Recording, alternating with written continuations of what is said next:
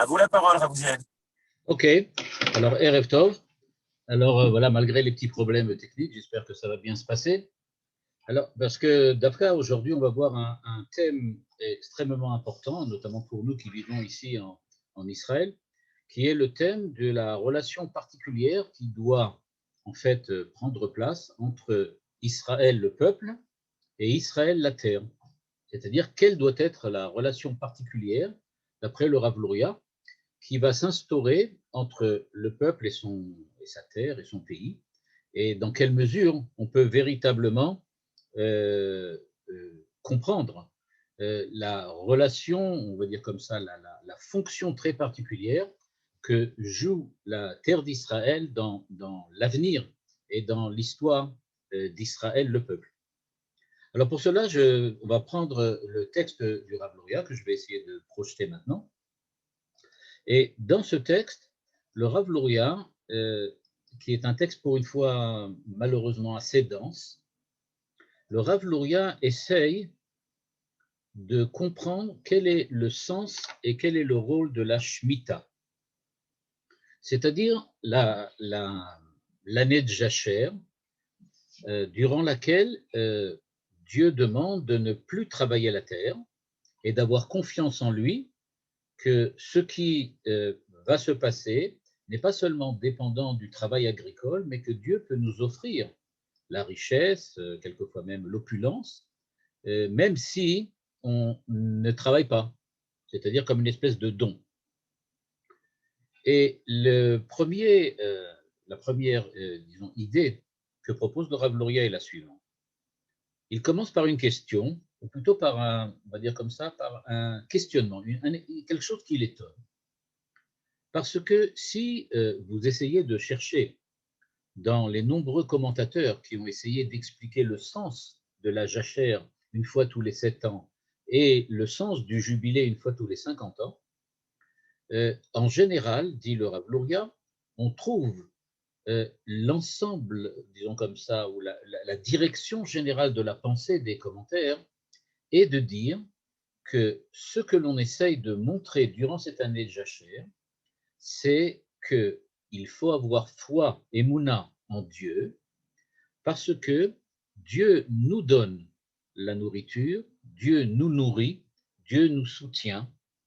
C'est le fondement même de la providence divine. Et bien que l'homme peut avoir l'impression que ce qu'il obtient dans la vie grâce à ses efforts est justement le fruit de ses efforts personnels, il y a aussi une deuxième dimension qui est beaucoup plus importante, qui est la dimension du don, de la donation.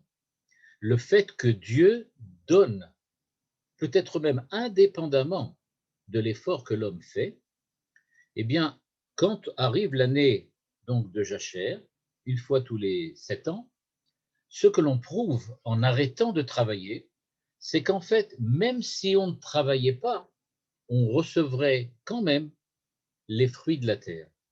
Et ça semblerait prouver, et on va dire que ça renforcer, la foi que nous avons dans la providence divine. Et donc, on laisse le champ pendant 1 an, et malgré tout, Dieu nous donne la récolte. Dieu nous donne la nourriture. Dieu est là et nous soutient. Dans cette perspective, donc, qu'est-ce que représente l'année de Jachère, l'année de Shemitah? Elle intervient comme le Shabbat, c'est-à-dire qu'une fois tous les 7 ans, on prouve que Dieu est le possesseur, le propriétaire du monde, et que c'est lui qui non seulement dirige le monde, mais donne à chacun ce qui lui revient selon la sagesse divine, évidemment. Or, justement, demande le Rav Luria, pourquoi avoir introduit une mitzvah qui s'appelle Shemitah, donc la jachère, quand on a déjà le Shabbat qui intervient toutes les semaines? Il faut comprendre la force de cette question. Le Shabbat vient prouver que c'est Dieu qui a créé le monde. C'est-à-dire que nous avons la Emouna dans le fait que Dieu a créé le monde et que tout ce qui est dans le monde provient de lui, même maintenant. Donc, dit-il, à quoi sert l'année de Shemitah et qu'est-ce qu'elle apporte en plus que le Shabbat? De plus, dit le Rav Luria, c'est ici à la ligne 8 et 9, de plus, dit le Rav Luria, deuxième problème, non seulement la Shemitah semble être redondante au Shabbat, mais elle a encore un deuxième défaut, c'est que pour pouvoir découvrir cette émouna, cette foi, on est obligé d'habiter en Israël et on est obligé d'habiter sur la terre d'Israël pour pouvoir renforcer notre foi, notre émouna en Dieu.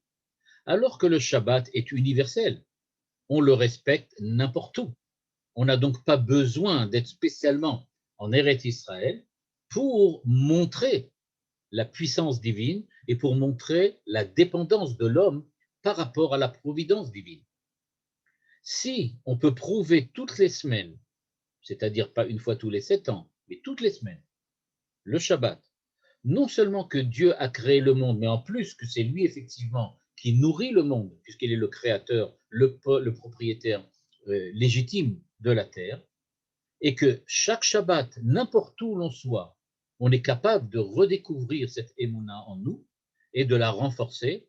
Pourquoi avoir besoin de donner une mitzvah, un commandement particulier à ceux qui habitent en Israël? À quoi ça correspond? Et donc c'est cette question, ce double questionnement, qui va amener donc le Rav Luria à essayer de redéfinir pour nous qu'est-ce que c'est que le rapport particulier qu'il y a avec la terre et comment ce rapport vient-il, on va dire comme ça, fortifier la émouna, la foi que le Shabbat apporte de toutes les façons. Ok. Nous dit le Rav Luria que, en fait, quand on lit le passou, quand on lit le verset, il est écrit Ki tavou el haaretz asher ani noten livnei Israël. Quand vous viendrez sur la terre que j'ai donnée aux enfants d'Israël, alors vous respecterez l'année de Shemitah, etc., etc. Le Rav Luria de demander une question simple. Pourquoi le texte précise-t-il que la terre a été donnée aux enfants d'Israël? Il aurait dû écrire tout simplement quand vous arriverez dans le pays, peu importe à savoir qui en est propriétaire ou pas, mais indépendamment de tout ça, quand vous arriverez dans le pays, à ce moment-là, vous aurez l'injonction de respecter l'année de Shemitah. Et donc, nous dit le Rav Luria, c'est qu'il existe un rapport particulier, on va dire comme ça même, dit le Rav Luria, un rapport essentiel entre le fait que la terre a été donnée aux enfants d'Israël et le fait qu'ils doivent respecter l'année de Shemitah. L'année de Shemitah n'est pas comme Shabbat. Shabbat, c'est l'ensemble de l'humanité qui l'a reçu, on peut dire de ce point de vue-là. Toute l'humanité a reçu la terre d'Israël, pardon, la terre d'Israël. Toute l'humanité a reçu la, le Shabbat, le temps, la sanctification du temps. Par contre, la terre d'Israël, c'est seulement les enfants d'Israël. Et donc, nous dit le Rav Luria, ligne 12, que je vais lire maintenant. De là, on déduit que Eretz Israël a été donné non seulement aux Avot, aux patriarches, mais aussi aux enfants d'Israël, à leur descendance, de telle façon que le fait qu'elle leur a été donnée, c'est devenu un élément essentiel dans l'existence même du peuple, au point que sa foi en Dieu dépend précisément de ce don de la terre d'Israël à Israël. C'est-à-dire croire en Dieu, croire en la providence de Dieu, avoir émouna dans la providence de Dieu, c'est lié profondément au fait que Dieu a donné la terre aux enfants d'Israël de la même manière qu'il a donné aux patriarches, c'est-à-dire, dit le Rav Luria, de Matana Gumura. C'est-à-dire un don qui semble être un don absolument définitif et parfait. Et le Rav Luria nous dit, ok, mais si on admet que la terre d'Israël a été donnée aux enfants d'Israël, on comprend ça. Ok, quelle est la différence entre quelqu'un qui possède un appartement dans le 16e arrondissement à Paris et quelqu'un qui possède un appartement à Netivoz? Quelle est la différence? Dans les deux cas, il est propriétaire. Le fait que Dieu m'ait donné la terre d'Israël, qu'est-ce que ça me rajoute? Le Rav Luria nous dit qu'il faut faire une grande différence, à savoir, quand on est propriétaire d'un appartement, on peut dire qu'il y a une différence si c'est à Paris ou à Netivot. Quand on a un appartement à Paris, c'est vrai qu'il est à nous d'un point de vue juridique. C'est-à-dire, je vais peut-être donner une définition que le Rav Luria n'apporte pas ici, mais qu'il explicite dans d'autres textes, c'est-à-dire qu'il est à nous parce que les autres ne peuvent pas le prendre.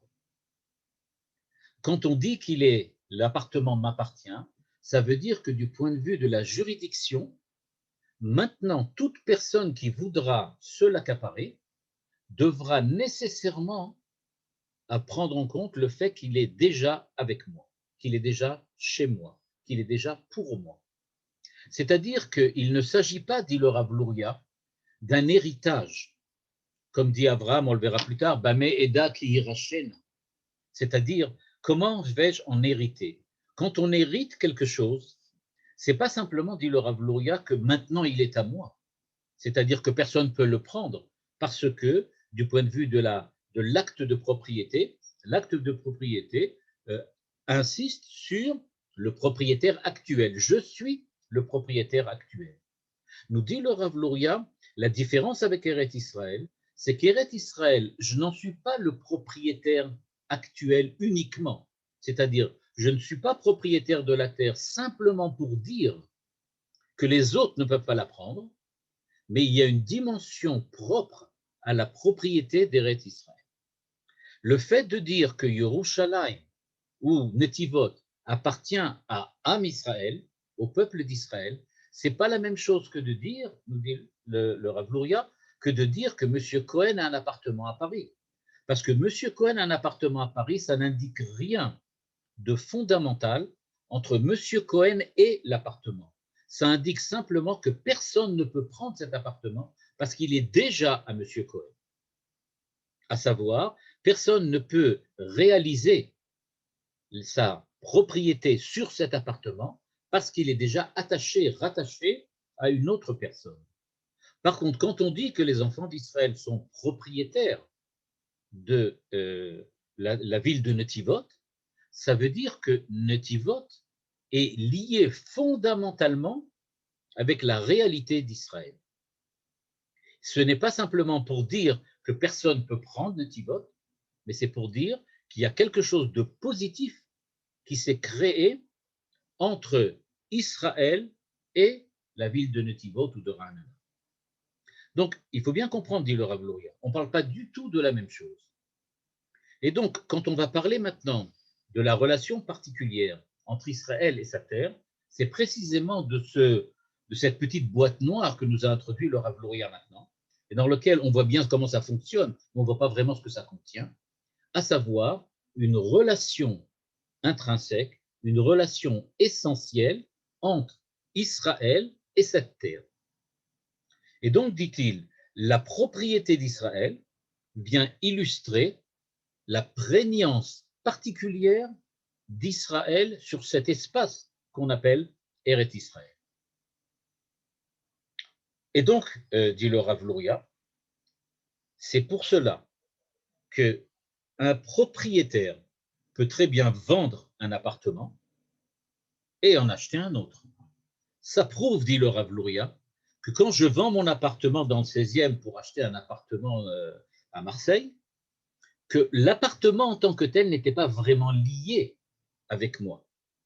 Par contre, dit-il, le peuple d'Israël ne peut pas vendre, ne peut pas faire passer, ne peut pas, on va dire comme ça, transmettre la terre d'Israël à quelqu'un d'autre. C'est donc pas du tout le même style d'appropriation qui existe entre la terre d'Israël et le peuple d'Israël et le reste. Donc, nous dit le Rav Luria, même quand on est parti en exil, ça n'enlève rien à cette relation particulière. Par contre, quand je suis parti de mon appartement à Paris, eh bien, mon appartement a pu être volé par les Allemands pendant la guerre en 1939-1945.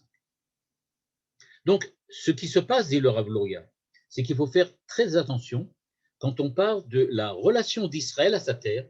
Ce n'est pas du tout une propriété juridique.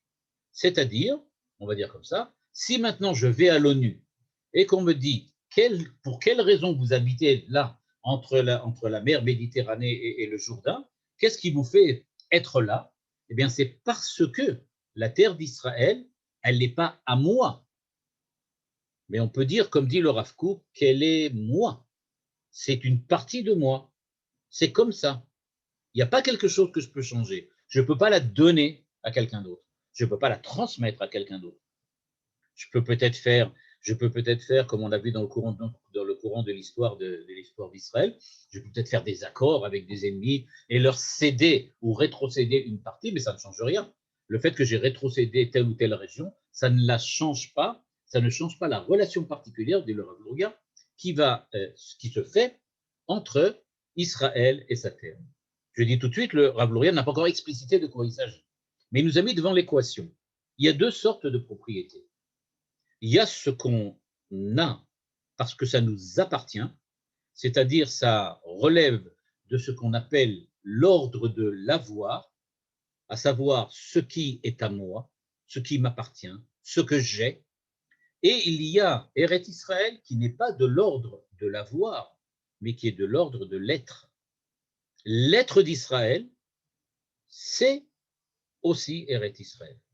Pas parce qu'on l'a trouvé comme ça un beau matin, mais c'est parce que Dieu a décidé que telle est la raison des choses. Et donc, dit le Rav Luria, que se passe-t-il maintenant? Donc, on reprend l'équation. Il y a l'être d'Israël qui comporte aussi cette dimension qui s'appelle Eretz Israël, et il y a l'appartement à Paris qui est un avoir. C'est un acquis. J'ai acquis ça, et bon, demain je le vends ou je le repars. Je voudrais juste donner un petit parallèle pour simplement, juste pour être sûr que cette idée est bien claire, parce qu'après ça, à partir de là, on va pouvoir développer le reste de la pensée du Rav Luria. Imaginez un nom, c'est-à-dire que un monsieur s'appelle monsieur Moshe Cohen. Quand on dit qu'il y a un monsieur qui s'appelle Moshe Cohen, il peut faire tout ce qu'il veut. Ce nom, il l'a hérité de son père, de son grand-père, de son arrière-grand-père, et ça remonte comme ça jusqu'à la nuit des temps. Il ne peut pas vendre, rétrocéder, faire passer son nom, ce nom, pour en prendre un autre. Il peut choisir un autre nom, mais il restera toujours Monsieur Moshe Cohen qui a choisi un autre nom. Mais il est toujours Monsieur Moshe Cohen. Ça fait partie de lui. C'est son identité, c'est son être. C'est un petit peu ça que veut dire le Rav Luria. Eretz Israël, c'est quelque chose qui est comme mon nom. Alors, je peux effectivement oublier, de plus en tenir compte. Mais quand je n'en tiens plus compte, ça ne veut pas dire que ça n'existe pas. C'est la politique de l'autruche qui met la tête dans la terre et qui dit je ne vois plus rien, donc ça n'existe plus. Nous dit le Rav Luria, on n'est pas des autruches. Tu peux faire ce que tu veux. Eretz Israël, la terre d'Israël, est attachée à toi, à ton être, que tu le veuilles pas, que tu y sois ou que tu n'y sois pas. C'est une relation particulière. Et donc, il nous dit à la ligne 18, l'année de Shemitah, que vient-elle donc montrer? Eh bien, nous dit le Rav Luria, Yeshkan Chashash, je lis maintenant à la ligne 18, ce qui est en bleu, Yeshkan Chashash, she'achare she'ikansu le Eretz Israël, c'est-à-dire, nous dit le Rav Luria, il va avoir maintenant un doute, c'est-à-dire on va commencer maintenant on va pas être sûr qu'à partir du moment où on va rentrer en terre d'Israël, וכל שבט יושב על אדמתו אשר ניתן לו בגורל ובאורים ותומים, יחשוב שזה שלו קניין עולם. Peut-être que l'homme d'Israël pourrait tomber dans l'erreur, on va dire comme ça, tragique, de penser que la terre lui appartient comme un avoir. Pourquoi? Parce qu'il y est installé, parce qu'il y vit et parce qu'il bénéficie des efforts qu'il a investis pour récolter, pour construire, pour vivre, pour y créer du confort. C'est-à-dire peut-être qu'Israël pourrait tomber dans l'erreur de croire que vivre à Netivot, c'est comme vivre dans le 16e arrondissement. à savoir qu'il croit que la terre lui appartient comme m'appartient mon vélo ou comme m'appartient ma voiture ou mon appartement à Paris. Or, dit le Rav Luria, c'est précisément ça, ce que vient montrer l'année de la Shemitah. Il pourrait croire, nous dit-il, que tout ce qui lui arrive en Israël n'est pas la correspondance, on va dire, existentielle entre sa vie et la terre, mais que c'est quelque chose qui dépend de ses efforts à lui, c'est-à-dire ses efforts financiers, ses efforts de travail, ses efforts d'investissement. Et donc, il pourrait croire que la terre lui appartient parce que c'est à lui, c'est un avoir, c'est un acquis. C'est pour ça, dit le Rav Luria à la ligne 21, Nitna Torah mitzvat Shemitah, la Torah a donné l'année de Shemitah pour bien montrer qui a kol shayach lakadosh baruch hu. En fait, la relation particulière qui s'est créée entre toi et cette terre, c'est pas parce que tu l'as acquise, mais c'est parce que il y a une relation particulière avec Dieu et que c'est cette relation particulière avec Dieu qui fait que ton être passe par la terre d'Israël. Et donc, même si tu n'y es pas, elle n'est pas à toi, mais elle est toi. C'est toi. C'est une partie de toi. Et donc, même quand tu la travailles, même quand tu y investis tous tes efforts, la prégnance que tu as sur cette terre reste en fait une prégnance qui est à 3 dimensions au lieu de 2 dimensions. C'est pas simplement toi face à la terre, mais c'est dans le triumvirat, toi, Dieu et la terre. Il y a donc une espèce d'association à 3 dans lequel aucun des 3, en tout cas sûrement pas l'homme, n'est propriétaire des 2 autres ou même d'un des autres. On est tous dépendants. Maintenant qu'on a commencé à comprendre l'idée du Rav Luria, on peut voir maintenant que ça va déboucher sur des conséquences qui sont extrêmement paradoxales et nouvelles. Pourquoi?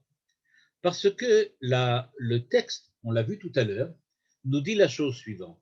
Il nous dit que la Torah nous dit, quand vous viendrez sur la terre, Asher ani noten libnei Israël, que je donne aux enfants d'Israël.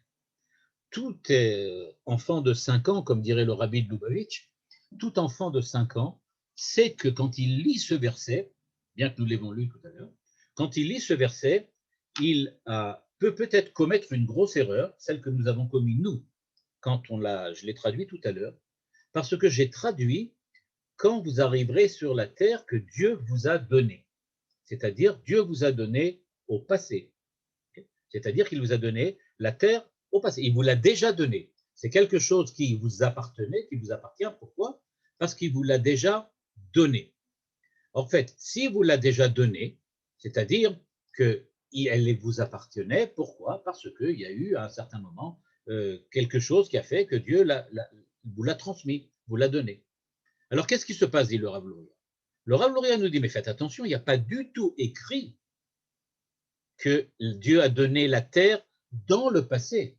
Quand vous viendrez sur la terre que Dieu vous a donné, alors vous respecterez la Shemitah. Dit le Rav Luria, le texte nous dit bien, quand vous arriverez sur la terre que Dieu vous donne au présent, c'est-à-dire vous ne l'avez pas reçue, vous êtes en train maintenant de la recevoir. Un petit peu comme Heidegger et d'autres philosophes diraient, on n'est pas EST, on n'est pas parce qu'on a toujours été, mais on est, c'est-à-dire qu'on est dans un acte d'être. L'être, dirait Heidegger et d'autres qui l'ont suivi, l'être, c'est pas simplement ce que je suis, mais c'est ce que je suis en train de devenir à chaque instant. Être, c'est un verbe, c'est pas un nom, un substantif. Ici, donc, nous dit le Rav Luria, le don, Asher ani noten, c'est pas un substantif, c'est pas quelque chose que je vous ai déjà donné, c'est un don dans le passé. C'est un don, un verbe. Je suis en train de vous le donner. Vous êtes en train de le recevoir. C'est-à-dire, nous dit le Rav Luria, Shegam hanetina shakadosh baruch hu noten leklal Eretz Israël, ena kemo netina shadam noten kinyan olami, et la netina mitradeshet veolechet. C'est-à-dire, nous dit le Rav Luria, vous n'avez jamais reçu la terre d'Israël. Vous ne l'avez jamais reçue. Pourquoi? Parce qu'il est absolument impossible de la recevoir. Et pourquoi? Ben parce que si vous l'avez reçue, si un jour vous l'avez déjà reçue, ben ça veut dire qu'elle est un acquis. C'est-à-dire qu'elle est devenue un avoir. Elle est devenue quelque chose qui est donc simplement un objet qui m'appartient. Or, nous dit le Rav Luria, de la même manière que votre être, c'est-à-dire la façon dont vous mettez votre identité en présence dans le temps, dans l'espace, dans l'histoire, cette manière d'être qui est la manière d'être spécifique à chacun d'entre nous, cette manière d'être comporte précisément Eret Israël elle aussi. Et donc, elle fait partie de notre manière d'être. Et la manière d'être ne s'acquiert pas, elle se vit. Elle se vit au quotidien, elle se vit au présent, elle se vit à chaque instant. Le Rav Luria écrit ici à la ligne 26, Bekol Yom ou Bekol Shana. Et donc, on n'est pas propriétaire de la terre d'Israël, on y est à chaque instant. Elle fait partie de nous. On pourrait croire que c'est un petit peu simplement un jeu de mots, paradoxal peut-être, mais un jeu de mots. Nous dit le Rav Luria, ce n'est pas du tout un jeu de mots, c'est la réalité mamache des choses. C'est vraiment la réalité des choses. Par exemple, dit le Rav Luria, il donne un exemple, ligne 27 ici. Il donne un exemple. Il demande, quand vous dites le matin, tout le monde dit le matin, la bénédiction sur l'étude de la Torah.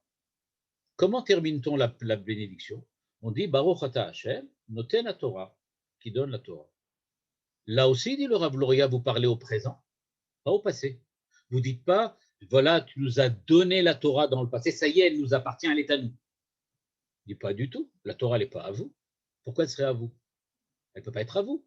Puisque la Torah que vous étudiez, c'est une Torah qui précisément vous accompagne à chaque instant, et chaque moment d'étude n'est pas un moment dans lequel on acquiert une connaissance particulière, mais c'est un moment dans lequel on se transforme, où l'identité de l'homme devient différente.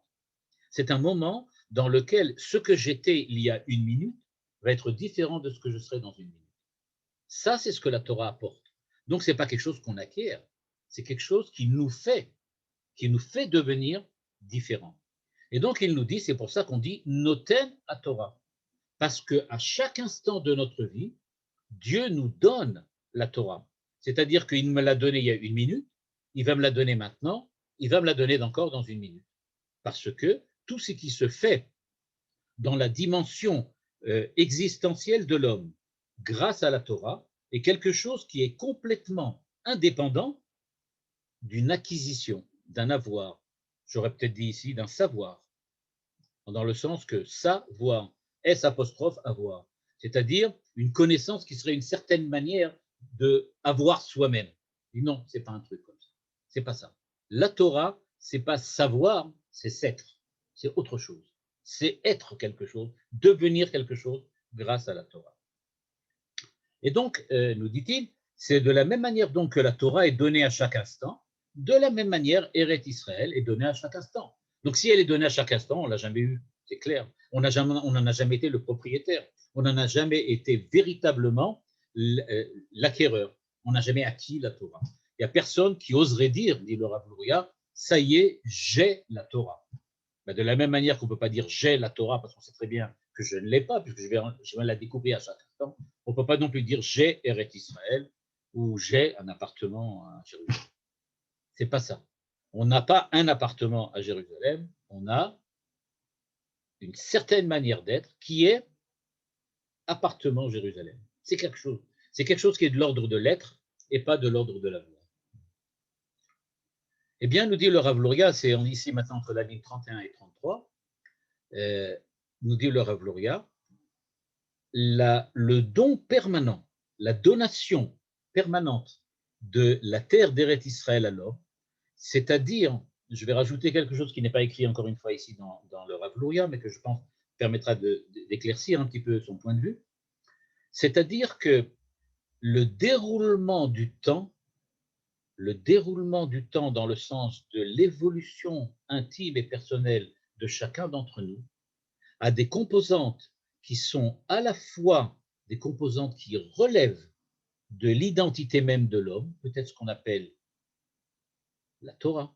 C'est quelque chose qui fait que mon identité évolue, qui fait que mon identité prend des manières d'être qui sont un peu différentes de ce qu'elles étaient dans le passé, mais dit à la fois ces moments d'être font que mon être, mon identité devient différente, à la fois ma façon d'être au monde que représente Eretz Israël, elle aussi se transforme et devient différente à chaque instant. Eretz Israël, c'est un endroit dans lequel on vit, où on est. C'est un espace. Quand on parle de l'espace ici, dit le Rav Luria, on parle d'être quelque part. Être quelque part, ça veut dire ne pas être en soi, pour soi, mais être pour, pas seulement pour autrui, mais pour autre chose. Être ouverture. Eretz Israël, dans cette optique du Rav Luria, je le reçois à chaque instant, parce qu'à chaque instant, je suis pour l'ensemble de la création différent de ce que j'étais il y a une minute. Ma manière d'être pour le monde, quand je dis le monde ici, ça correspond aussi bien à l'humanité, aussi bien aux animaux, ou à la manière d'être, ou à tout. Ma manière d'être dans l'existence, on va dire, ma manière d'être dans l'existence, c'est cela que donne Eretz Israël. Et donc, ça ne fait pas partie de quelque chose que j'acquiers, dit le Rav Luria, mais ça fait partie de quelque chose qui est une manière d'être, dans la manière d'être, à savoir la façon dont j'ai une prégnance dans le réel, dans l'existence. Je suis par l'intermédiaire. Pour donner un exemple, on pourrait dire de cette manière-là, je suis, par exemple, dans militaire. Si je suis un militaire, alors ma façon d'être au monde est une façon militaire. Je suis un savant, un physicien. Ma manière d'être au monde, c'est la manière d'être d'un physicien. Quand je suis en relation avec Eretz Israël, c'est ma manière d'être au monde, ma manière d'être en relation, en rapport avec le monde. C'est pour ça, dit le Rav Luria, évidemment, qu'on est tout le temps donc rapproché de la Terre, mais en même temps, cette Terre, elle nous fait, on va dire comme ça, sortir, elle nous fait passer à l'extérieur. Dans le cadre de l'année de la Shemitah, puisque le don de Dieu de la Terre, donc, c'est notre être, puisque ce don n'est pas vraiment définitif, puisque ce n'est pas un don dans le sens d'acquisition, mais c'est un don dans le sens d'être, eh bien, c'est pour ça que quand on est exilé, la Torah dit, si jamais vous ne respectez pas la Shemitah, alors vous serez exilé. Pourquoi? Ligne 36, verset, Az tirtse haaretz et shabtotea. C'est à ce moment-là, si vous êtes donc, vous ne respectez pas les Shemitot, alors vous serez exilé et la Torah, et la terre va donc pouvoir respecter sa Shemitah. C'est-à-dire, dit le Rav Luria, si vous ne respectez pas l'année de Shemitah, c'est-à-dire l'année qui doit vous montrer que vous n'êtes pas les propriétaires de la terre, mais que vous en êtes d'une certaine façon une partie, une composante, en tout cas elle est une composante de vous, tout dépend comment on regarde cela. Il dit, peu importe la manière dont vous le regardez, eh bien, en fait, si vous n'acceptez pas cette manière de voir les choses, alors il n'y a pas de raison que je continue à vous la donner. Et donc c'est pour ça que vous n'y serez plus. C'est-à-dire l'exil, dit le Rav Luria, ne représente pas une punition style Mida keneged Mida. C'est-à-dire tu ne respectes pas la terre, hop, tu sors dehors. Il dit non, tu ne respectes pas la terre dans le sens que tu ne la vois pas comme une partie de ton être, alors elle n'est plus une partie de ton être. Donc tu n'y es plus.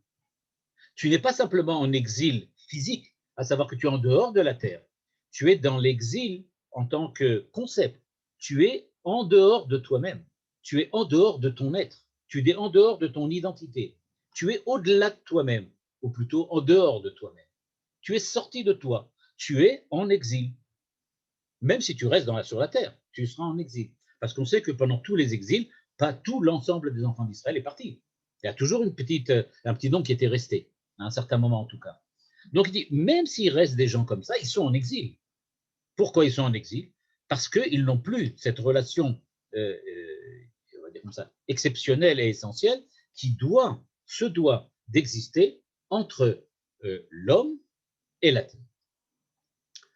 De là, on va comprendre, dit le Rav Luria, pourquoi Avraham Avinu, quand Dieu lui dit qu'il va recevoir la terre d'Israël, s'exprime en disant Bameh Eda ki irachem.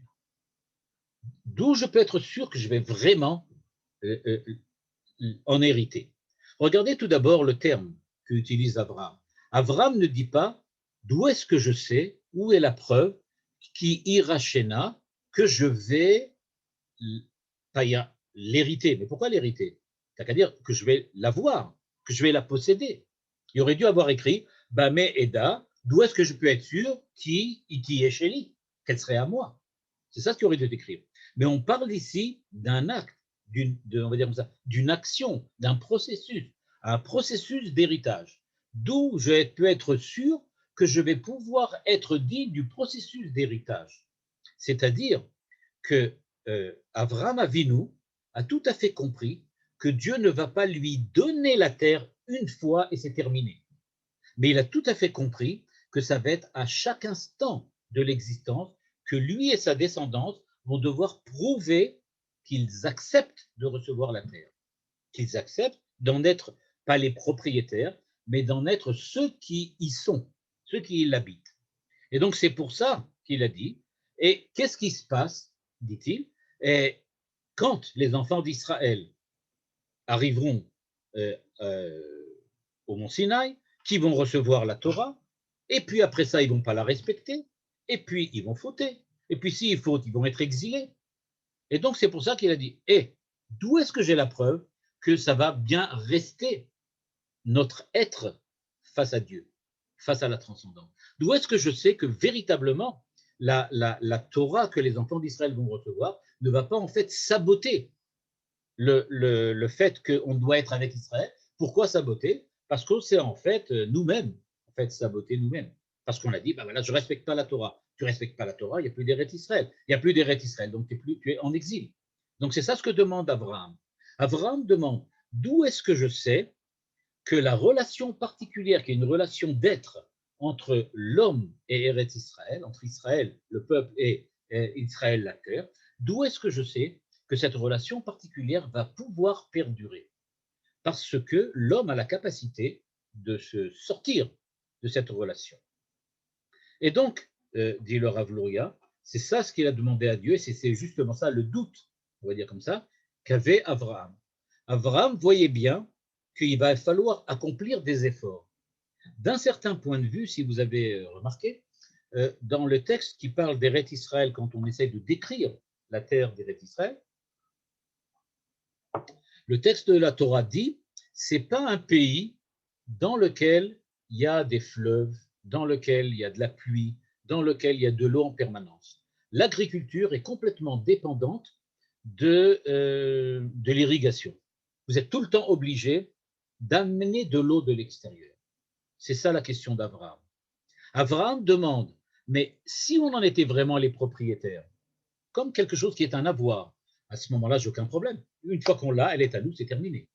Mais si tu me dis que ce n'est pas une question de propriété, mais c'est une question d'être, l'être va dépendre de la Torah, c'est-à-dire de la façon dont je me comporte. Ma manière d'être, en fait, elle n'est pas simplement l'Eretz Israël, mais elle est aussi la façon dont je me comporte face à l'homme, face aux créatures, aux animaux et au reste du monde. Donc, la manière dont je vais me comporter, tous les aspects éthiques et moraux de l'existence de l'homme, eh bien, tout cela peut remettre en cause mon être. Et à ce moment-là, qu'est-ce qui va se passer? C'était ça la question d'Abraham. Et effectivement, Dieu lui dit, ça ne va pas être évident. Ce n'est pas évident, effectivement. Les enfants d'Israël vont peut-être pouvoir sortir de la terre d'Israël, être exilés, s'ils n'en sont pas capables. Maintenant, tout ça, c'est qu'une équation. C'est-à-dire, on a compris maintenant pourquoi, pas pardon, pourquoi, mais comment ça fonctionne. On a compris, voilà, il y a quelque chose, il y a une relation, quelque chose de particulier. Maintenant, ce que va faire le Rav Luria, et ce que je vais essayer d'expliciter maintenant dans les dernières minutes, c'est il va essayer de nous montrer maintenant, mais alors, que se passe-t-il dans le triangle dont on a parlé tout à l'heure? On a parlé d'un triangle, on a dit il y a Dieu, il y a Israël, il y a la terre. Ok, c'est clair. Mais maintenant, où est Dieu là-dedans?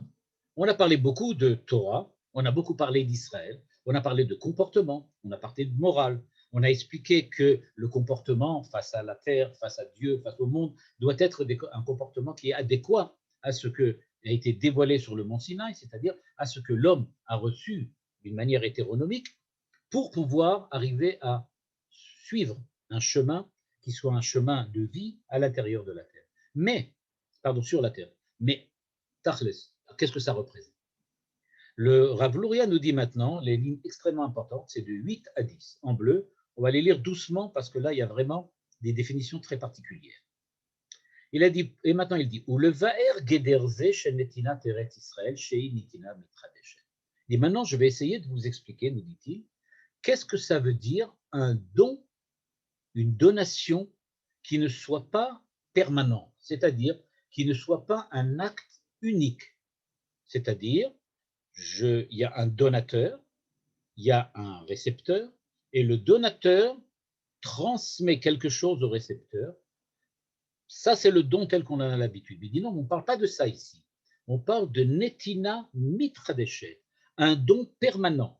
C'est-à-dire, je ne te donne pas quelque chose, mais ça passe quand même de moi à toi. Alors, qu'est-ce qui se passe là-bas? Eh bien, dit le Rav Luria, c'est parce que Eretz Israël mitrilat abria i beto shel akadosh baruch hu.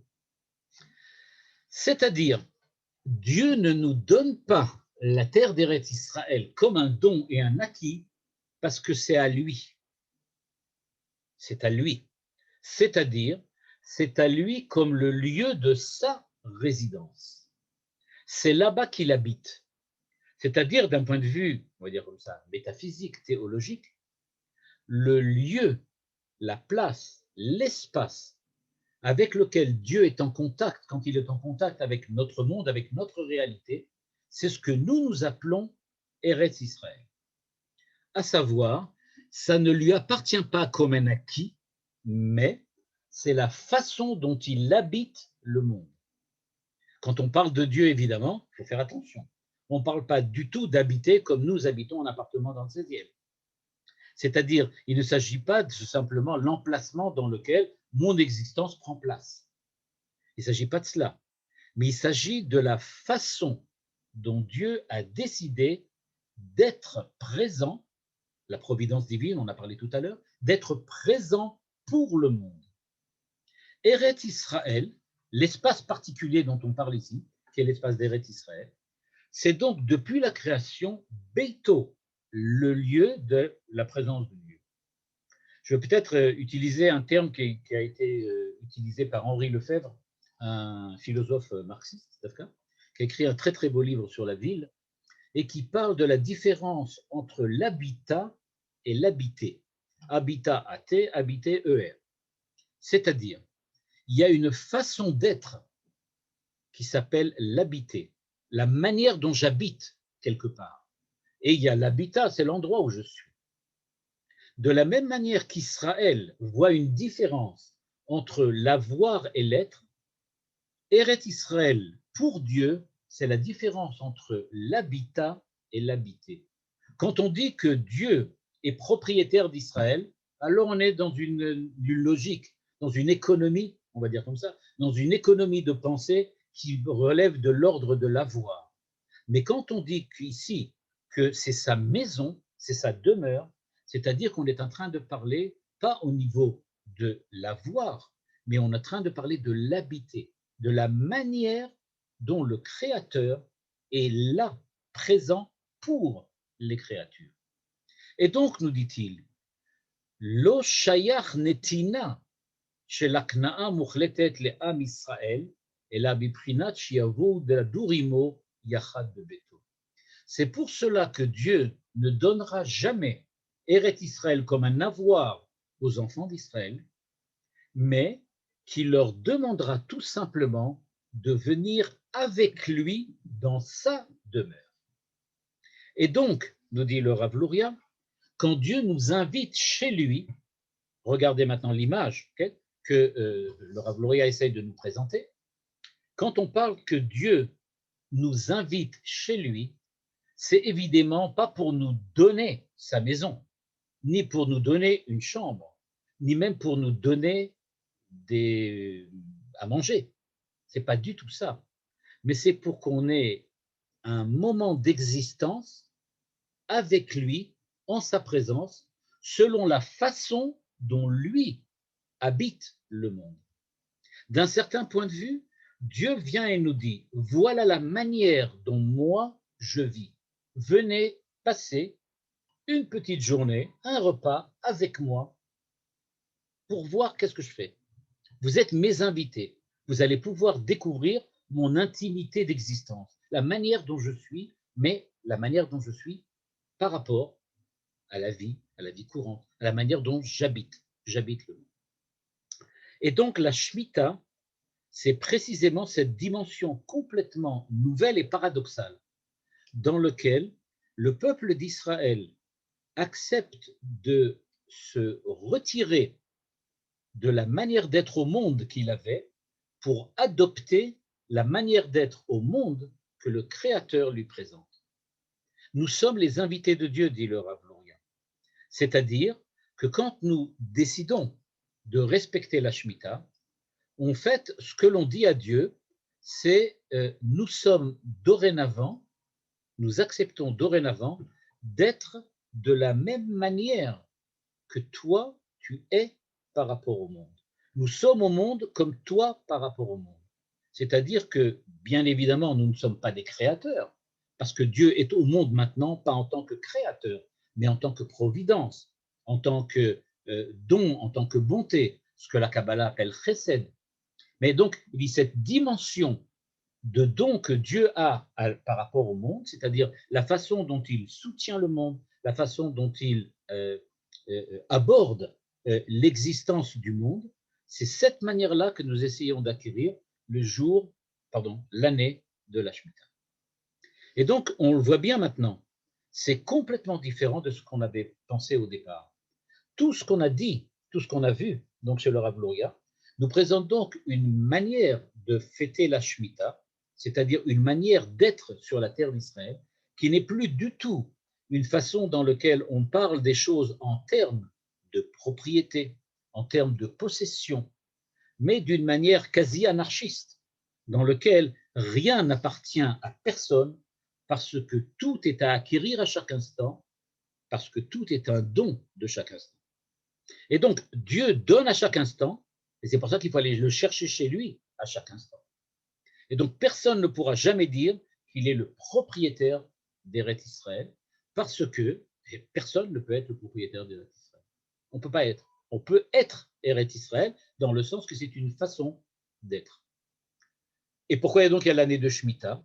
Bien, l'année de Shemitah, elle vient précisément remettre l'homme dans l'optique de la Torah, et donc elle le remet dans cette optique en lui rappelant que pendant les 6 ans où on n'a pas fêté la Shemitah, c'était quand même la même chose. Nous sommes toujours des invités chez Dieu parce que c'est là où il réside. Donc, si on veut essayer de trouver un espèce de résumé plutôt de ce que le Rav Luria veut dire, eh bien, le Rav Luria l'exprime dans un autre texte aussi. On peut le dire de cette manière-là. Est-ce qu'un homme est propriétaire de sa femme ou inversement? Ça dépend chacun dans les couples de la manière dont il dirige, ou dirige pas d'ailleurs. Donc, est-ce qu'on est vraiment propriétaire de sa femme? Ou inversement, est-ce que le mari est la propriété de la femme? Ben, il va évidemment pas possible de voir ça de cette manière-là, sauf peut-être dans des cas extrêmes dont il vaut mieux pas parler. Et donc, qu'est-ce que ça représente, nous dit le Rav Luria? Le Rav Luria nous dit que ça représente la relation particulière qui s'appelle Israël bat zugo shel HaKadosh Baruch Hu. Quand Dieu nous demande de respecter l'année de Jacher, l'année de Shemitah, il nous invite chez lui à la maison de la même manière qu'un jeune marié à Khatan invite la Kala le jour du mariage à venir habiter chez lui. Elle ne lui appartient pas, c'est pas un avoir, c'est pas la Kala n'appartient pas au Khatan, elle n'est pas à lui, c'est pas une acquisition. Alors qu'est-ce que c'est? C'est une nouvelle manière d'être. Il va être maintenant ouvert au monde ouvert aux autres d'une façon différente. Il n'est plus un tout seul, il est une partie d'un couple. Le fait d'être partie d'un couple, c'est quelque chose qui est complètement différent que d'être seul, célibataire et donc solitaire. Il est au monde comme quelqu'un qui est marié et pas comme quelqu'un qui est solitaire. Et donc, de la même façon, Israël est invité, comme dans une choupa, comme la Kala qui est invitée à la choupa, on est invité chez Dieu, dit le Rav. Et comme on est invité chez Dieu, ben effectivement, on rentre dans la maison. Mais la maison, elle ne m'appartient pas. Ce n'est pas pour ça que j'y vais. Et ce n'est pas pour ça que je suis là. Mais on est là-bas parce que ce que l'on veut, c'est voir une vie en commun. C'est cette vie en commun, dit le Rav Luria, qui est précisément ce que l'on appelle résider en Eretz Israël. Et donc, ce n'est pas un problème de résider en Eretz Israël et d'avoir un appartement à Paris. Par contre, il est absolument impossible de résider à Paris et avoir un appartement en Israël. Parce que avoir un appartement en Israël, ça voudrait dire que c'est une acquisition. Mais ça ne peut pas fonctionner. Par contre, si on réside en Israël, c'est-à-dire que Israël représente ma manière d'être au monde, à ce moment-là, ça n'empêche pas d'avoir des acquis un peu partout dans le monde. Pourquoi pas? Si on a de l'argent et si on a la possibilité. Donc, d'une certaine façon, c'est là-dessus que je voudrais peut-être conclure, ça rappelle ce dicton, plutôt cet aphorisme de Rabbi Nachman de Breslav, qui disait « Chaque pas que je fais, où que ce soit, je marche toujours en Eretz Israël. » C'est-à-dire, on lui disait « Mais tu es maintenant en Pologne, en Ukraine, en Russie blanche là-bas. Et qu'est-ce que tu fais? Donc tu n'es pas en Israël. » Et la réponse qu'il avait donnée, c'était « Non, non, non. Chaque pas que je fais, c'est en Eretz Israël. Je ne marche qu'en Eretz Israël. » C'est-à-dire, chaque instant de mon existence, chaque chose qui est ma manière d'être, c'est comme quelqu'un qui est en Eretz Israël de la manière dont Dieu attend que nous soyons là-bas, c'est-à-dire d'une façon dans laquelle nous sommes comme les mariés, les fiancés de Dieu, et donc on est là et on vit une vie en commun avec lui dans le cadre d'une existence dans le monde réel, le monde véritable, qui est le monde quelquefois qu'on appelle le monde de la matière, hein, de cette manière-là, et qui est donc le monde de la réalité, et ce monde de la réalité prend une dimension spirituelle, j'aime pas tellement le mot spirituel, on va dire une dimension métaphysique différente grâce à la façon dont nous sommes invités chez Dieu. Voilà. Pour aujourd'hui, je pense, j'espère que ça suffira, que ça pas trop, c'était pas un peu trop abstrait. Et si vous avez des questions, vous voulez des éclaircissements, ben voilà, c'est le moment. Je suppose qu'il faut juste que Johan vous libère des trucs que... Attendez, je vais essayer de voir si je peux vous libérer un. Ah non, j'ai pas la possibilité. Non. Peut-être que vous pouvez vous-même enlever les trucs.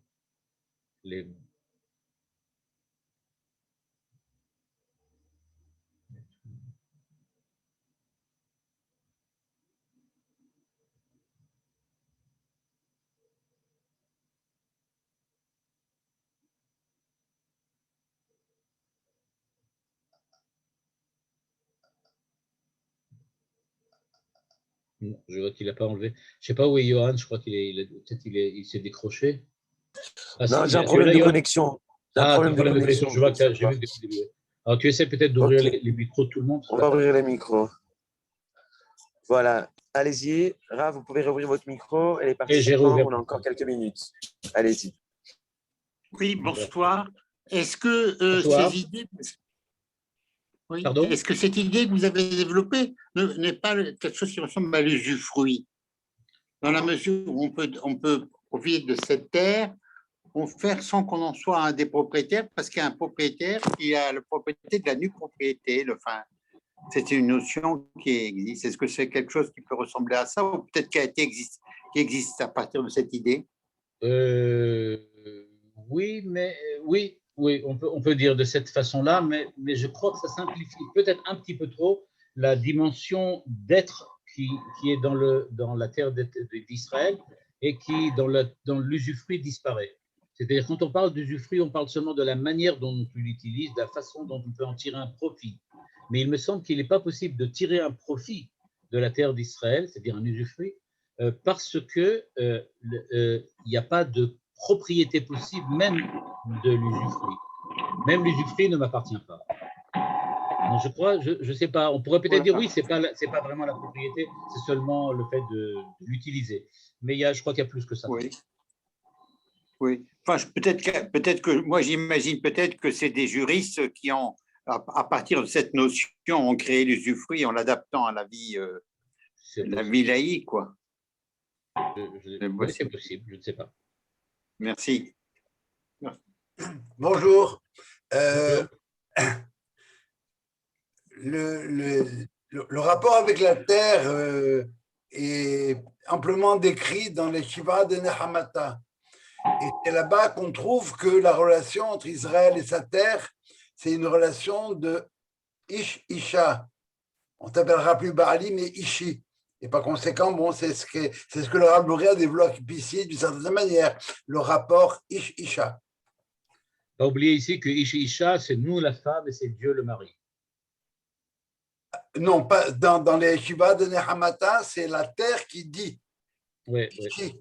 J'ai dit qu'il y a une petite différence quand même. Ce n'est pas exactement, mais c'est vrai qu'on retrouve cette dimension du mariage, cette dimension de la relation particulière, de l'association particulière qu'il y a entre un homme et une femme.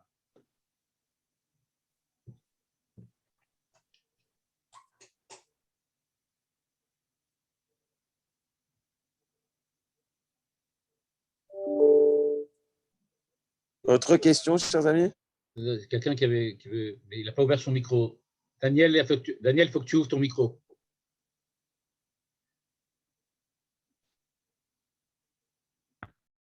Je peux vous poser en entendant une question? Comment se fait-il que justement, s'il y a cette relation de époux-épouse entre la terre et nous, la Torah dit qu'on doit être guerre envers la terre.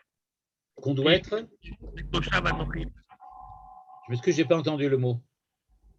Pardon, excusez-moi. Non, comment se fait-il que malgré tout, il y a cette notion de d'étrangeté à la terre, malgré le fait qu'il y ait une relation d'époux-épouse?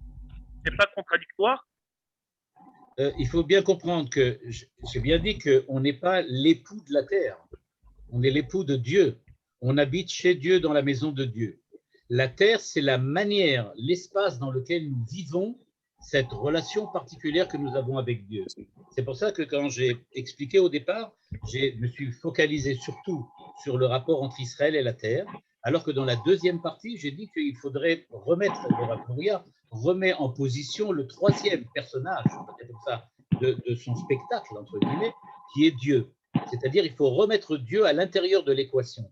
Et à ce moment-là, on redécouvre que la donation de la terre, c'est-à-dire la relation à la terre, en fait, elle passe par le fait que nous sommes sur la terre qui est le lieu où Dieu réside. Donc notre relation de mariage, entre guillemets, est avec Dieu, pas avec la terre. On n'est pas marié avec la terre, seulement avec Dieu. Mais la terre, c'est un peu le contrat. C'est le contrat de mariage, on va dire ça. Mais alors justement, la question persiste d'autant plus. Alors comment ça se fait qu'on devrait avoir ce sentiment?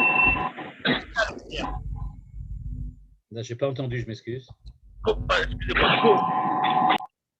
Comment se fait-il que nous devions avoir ce sentiment d'étrangeté à la terre, d'être étranger à la terre? Ah, qu'il faut être resté guéri Maïten? Idiot. Ah, ok. Alors, l'étrangeté à la terre, c'est précisément, à mon avis, je ne l'ai pas vu ici dans le texte du Rav Luria, mais ça me semble évident. L'étrangeté à la terre, elle est le fait de ne pas passer dans la modalité de la voir.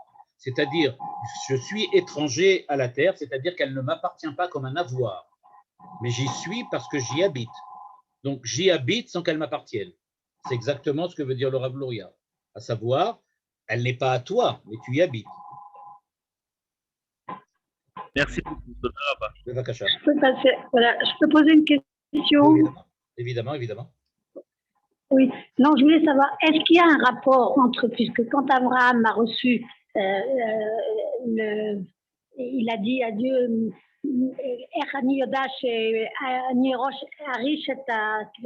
c'est-à-dire que c'est par rapport à sa descendance. C'est-à-dire que tant que sa descendance ne se comporte pas comme Dieu veut qu'il se comporte, donc il ne peut pas être dans sa terre. Oui. Ou être donc, est-ce qu'il y a un rapport moral? C'est-à-dire qu'on doit se comporter selon la Torah ou selon ce que Dieu veut qu'on se comporte. Premièrement, ça c'est une chose. Est-ce que autrement, on n'a aucune possibilité d'acquérir ou d'être dans la terre, d'être sur la terre. Deuxièmement, est-ce qu'il y a un rapport maintenant que quand on est revenu en Eretz Israël, la terre donne des fruits et c'est considéré comme un signe des temps messianiques, que la terre est féconde et qu'elle donne des fruits, que pendant des années, c'était stérile et aride. Oui. Alors, c'est la même réponse aux deux questions. La réponse, elle est la suivante. Quand on dit que la terre qui donne des fruits, c'est la preuve donc que les enfants d'Israël sont revenus parce qu'elle donne des fruits, ça veut tout simplement dire que la véritable relation, la relation de vie qui se crée entre Israël et la terre, et Israël et Dieu, cette relation, donc, comme j'ai dit un peu, ce triumvirat, cette relation tripartite, elle est véritablement redevenue vivante, elle s'est réveillée, et c'est pour cela que la terre donne des fruits. Je rappelle juste qu'on parle qu'on est content que la terre donne ses fruits, mais on ne parle pas du tout du fait qu'on les mange. C'est-à-dire, prenez bien la dimension que le texte implique. La dimension que le texte veut souligner, c'est le fait que la terre s'est réveillée, c'est-à-dire qu'elle donne des fruits. Peu importe si on les mange ou on ne les mange pas. On ne vient pas parler du fait que nous avons, comme disait la personne tout à l'heure, un usufruit, c'est-à-dire que nous tirons profit du fait que la terre donne des fruits. Ce qui est important ici, c'est le vécu de la terre en tant que terre, c'est-à-dire que la véritable relation qui s'instaure entre l'homme et Dieu, qui sont maintenant en association ensemble, fait qu'ils ont toutes les deux une présence au monde qui est une présence providentielle au sens premier du terme. Eh bien, cette présence providentielle, c'est ça ce qu'on appelle les fruits. C'est que ça qui donne des fruits. Et ce n'est pas du tout le fait qu'on en tire, nous, profit. Merci. Ça donne une nouvelle réponse à Maïden Shemitah et Har Sinaï. Au Har Sinaï, on a pu voir, si j'ose dire, et puis avec la Shemitah, on voit. Exactement, exactement. On pourrait même dire, d'après le Rav Luria, Maïnyan Shemitah et Har Sinaï. Non, il n'est pas possible de parler de Shemitah que sur le mont Sinaï. On ne peut pas en parler ailleurs, puisque précisément, la Shemitah, c'est le mont Sinaï. C'est le mont Sinaï dans le vécu du quotidien. Est-ce que les fruits sont les enfants de l'union entre la terre et Akadosh Baruch Hu? Ça, c'est des questions intimes dans lesquelles il est difficile de rentrer comme ça, de cette manière-là. Mais on va dire ça de cette façon-là. Les enfants de cette union entre Israël et Dieu, ce n'est pas les fruits de la terre, mais c'est la réalisation de l'union. C'est-à-dire que ce n'est pas quelque chose qui est conséquence de l'union, mais c'est la description de l'union. C'est comme ça qu'elle est décrite. Le fait qu'on parle de fruits ici, c'est parce qu'on veut justement montrer qu'il y a association. C'est donc qu'il y a la possibilité de continuer. Alors qu'une terre aride, on peut dire comme ça, dans une terre aride, le temps est arrêté. Là, le temps continue de tourner. Il y a une possibilité d'un futur.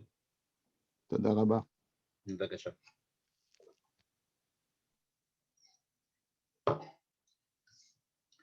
Bon, ben, je ne veux pas gêner la personne qui vient après. Et donc, je vous souhaite une bonne soirée et bonne continuation, Bezat Hashem.